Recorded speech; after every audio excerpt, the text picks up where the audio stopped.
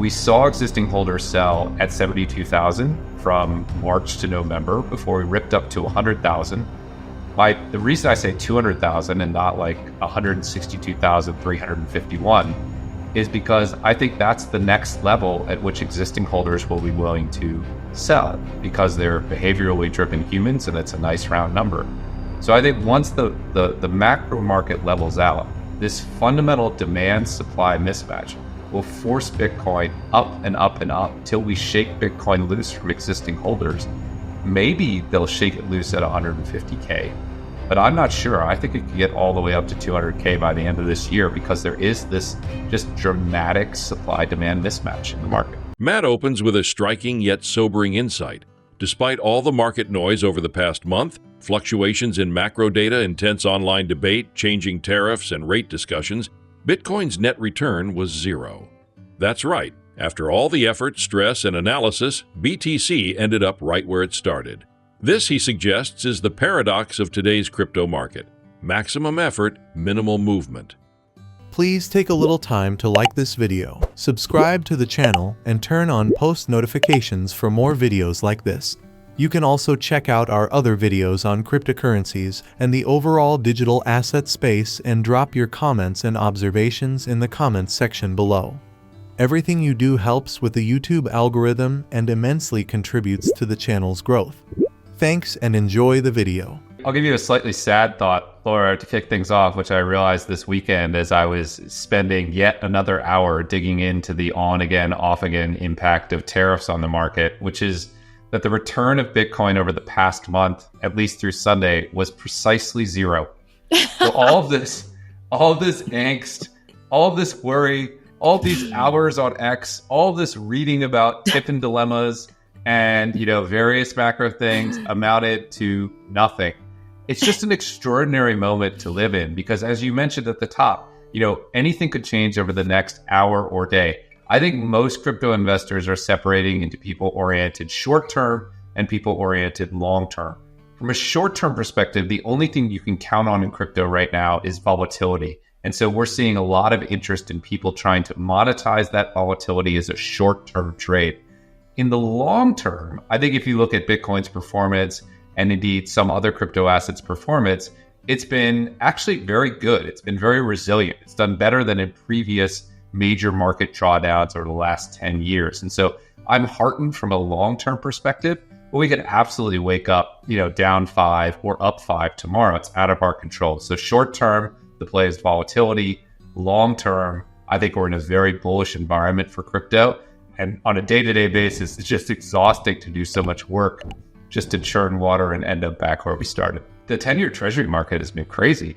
It's been bouncing around like a meme coin. From a yield perspective, it's been completely wild. I think what it's signaling to Bitcoin investors long-term are two things, which are almost go back to our short-term versus long-term perspective. So what it's signaling from a short-term perspective is that, whoa, things are changing. We don't know exactly how things are changing, but we know that things are changing. We know maybe that the world is losing its sort of appetite short-term for Treasury exposure as a safe haven asset. It's introducing, from a short-term perspective, volatility and risk into people's mind. And because Bitcoin has elements of being a risky asset, that's challenging to Bitcoin from a short-term perspective. I think from a long-term perspective, what we're seeing out of the moves in treasuries and in the dollar is that we're sort of moving to a new monetary order, to borrow Ray Dalio's term. And I think that's opening up a window for Bitcoin to get a major seat at the table. So from a long-term perspective, what I see is that market significantly expanding. Again, short-term, it makes the market riskier, which causes Bitcoin to face headwinds. Long-term, it's a resetting of the monetary order, which causes hard value, store value assets to increase. And I think raises the long-term price target that I and others have for Bitcoin. So it is a best of all worlds, worst of all worlds sort of situation, depending on your time preference. Yeah, and I would just add a thought experiment that investors can run is, what do you think Bitcoin's price is if the 10-year is at 3 and the DXY is at 94? Like, what do you think Bitcoin's price would be? When I run that thought experiment in my head, Bitcoin's price is substantially higher than it is today. And I think, as Matthew mentioned, The Trump administration has been extremely clear about what it wants. It tends to get what it wants. These are things that it wants. And so if we move in that direction, ask yourself, where is Bitcoin at that point in time? I certainly see it in the six figures. I see it at new all-time highs, substantially higher than we are today. I think in a level macro environment, there's a fundamental mismatch between demand and supply in Bitcoin. New supply of Bitcoin is 165,000 Bitcoin. Last year, ETFs bought 500,000 Bitcoin. Corporations bought 350,000 Bitcoin. I think governments may buy hundreds of thousands of Bitcoin this year. So there is much more sort of structural demand for Bitcoin than there is new supply. And what that means is existing holders have to sell. We saw existing holders sell at 72,000 from March to November before we ripped up to 100,000. The reason I say 200,000 and not like 162,351 is because I think that's the next level at which existing holders will be willing to sell, because they're behaviorally driven humans, and it's a nice round number. So I think once the macro market levels out, this fundamental demand-supply mismatch will force Bitcoin up and up and up till we shake Bitcoin loose from existing holders. Maybe they'll shake it loose at 150K, but I'm not sure. I think it could get all the way up to 200K by the end of this year, because there is this just dramatic supply-demand mismatch in the market. From my perspective, the investors I speak with and the people who sort of I experiment with thoughtwits in the crypto market think that we're moving into sort of a fundamental market where there is more differentiation between this project and that project than we perhaps had in the past. I think that's somewhat what Matthew is speaking towards. You can make a fundamental case for Hyperliquid. You can make a fundamental case for Bitcoin right now. You can make a fundamental case for certain DeFi protocols. And I think people are going to be focusing more on protocols and projects that are demonstrating fundamental traction.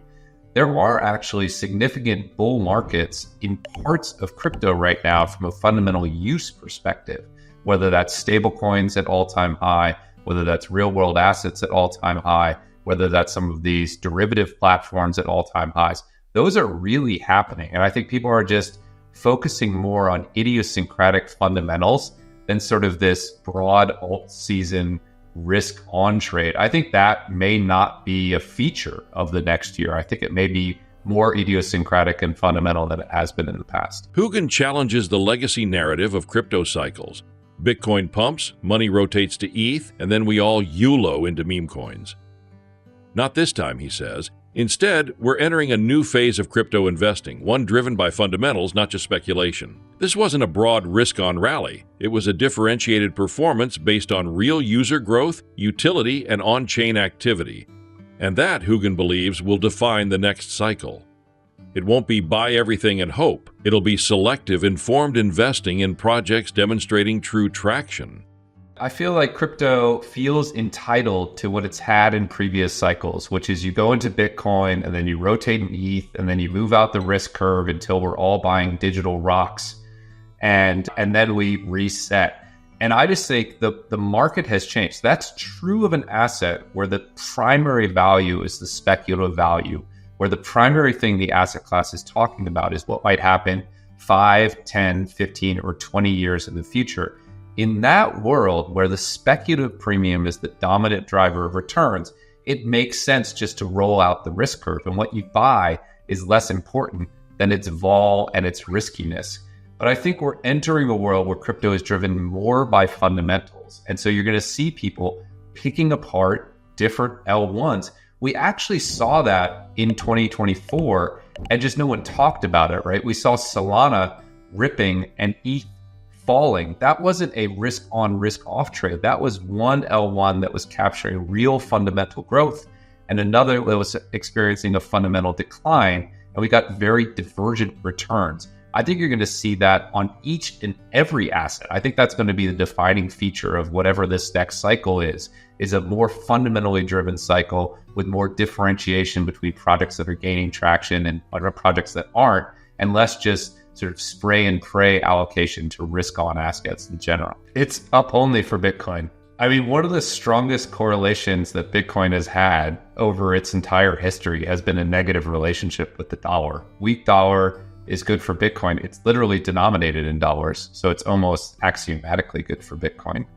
And more broadly, it's just generally good. It suggests a weakening of confidence in the US dollar, and all of that attributes back into positive for Bitcoin. I've said this before, there are extraordinary statements coming out of the White House, and particularly from the Council of Economic Advisors, about what they want to happen with the dollar. They aggressively want the dollar to be substantially lower, just as much, I think, as they want the 10-year to be substantially lower, and just as much as they want to reset trade. It's sort of the trifecta that they're aiming at. And one reasonable assumption is what Trump wants, he tends to get through one way or the other. And I think we can expect dollar lower to be a relatively dominant paradigm over the next 2 years. Everything that's happening from this tariff perspective, everything that's happening from sort of confidence in the US suggests to me that we're going to get that. And so that historically has been extremely positive for Bitcoin. And I don't see why it wouldn't be extremely positive for Bitcoin this time around. I count it as another tailwind behind this long-term bull market. I definitely think that was the general view of people going into the market. And I think it speaks to, what we were talking about earlier, which is the long-term tailwinds are so significant. I think it was people, the only thing keeping sort of Bitcoin down from that perspective was people worried about this short-term impact. So that does make sense to me. It's really notable. From one perspective, the global economic world is ending and Bitcoin's at 80K. The last time this happened, we wicked down to $3,000 during COVID. So, we are in a different world. I do think there may be a substantial bottom in here. I think it's notable that we didn't retest the previous, all-time highs around 72. I see incredible strength when I look at the Bitcoin market in particular. One of Hougan's final and perhaps most important observations is that Bitcoin's resilience is historically unmatched.